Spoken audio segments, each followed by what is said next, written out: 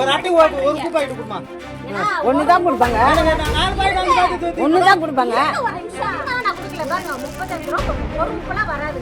ஒண்ணுதான் கொடுப்பாங்க. இப்ப எல்லாருக்குமே நீங்க 4 உப்பா கொடுத்து அனுப்பிச்சீங்க. ஒரு உப்பு தான் கொடுத்து அனுப்பிச்சீங்க.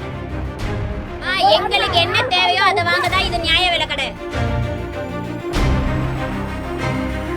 கள்ளக்குறிச்சி மாவட்டம் பழைய சிறுவங்கூர் கிராமத்தில் சுமார் 1000க்கும் மேற்பட்ட குடும்பங்கள் வசித்து வருகின்றனர். இந்த நிலையில் பொதுமக்கள் பயன்பாட்டிற்காக அரசு நியாய விலை கடை இங்கு செயல்பட்டு வருகிறது.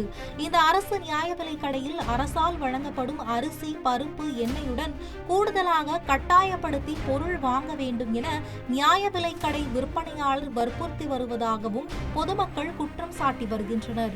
மேலும் அந்த நியாய விலை கடை விற்பனையாளரிடம் பெண் ஒருவர் கட்டாயப்படுத்தி ஏன் பொருள் வாங்க வேண்டும் என சொல்கிறீர்கள் என்று வாக்குவாதத்தில் ஈடுபடும் வீடியோ சமூக வலைதளத்தில் தற்போது வைரலாகி பரபரப்பை ஏற்படுத்தியுள்ளது.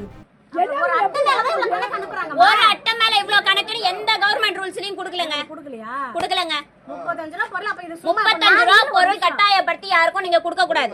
தேவைப்படுறவங்களுக்கு தேவையான பொருள் நீங்க கொடுக்கலாமே தவிர கட்டாயப்படுத்தி வாங்கி ஆகணும் நீங்க கொடுக்கவே கூடாது. நீங்க எடுத்துட்டு போகணும் நான் சொல்லுங்க. அதே மாதிரி நான் வாங்கணும்னு நீங்க எங்களை கம்பல் பண்ண கூடாது. எல்லாருமே கொடுக்குறாங்கன்னு இல்ல. இவ்வளவு நாள் நான் கொடுக்கவே இல்ல.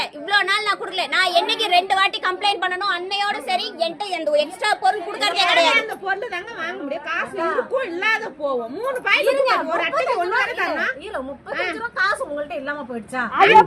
நீங்க காசு இல்லாத கஷ்டத்துக்கு தான் இந்த கடைக்கு வரோம். இல்லங்க ஒரு பாக்கெட் கொடுப்பாங்க. என்ன அந்த 10 ரூபாய்க்கு நாங்க போய் நாய் படாத பாடு பண்ணோம். எல்லாரும் தான் கஷ்டம். எல்லாருக்கும் தான் கஷ்டம். அதனால தான் நாங்க கேக்குறோம். எங்களுக்கு இந்த உப்பு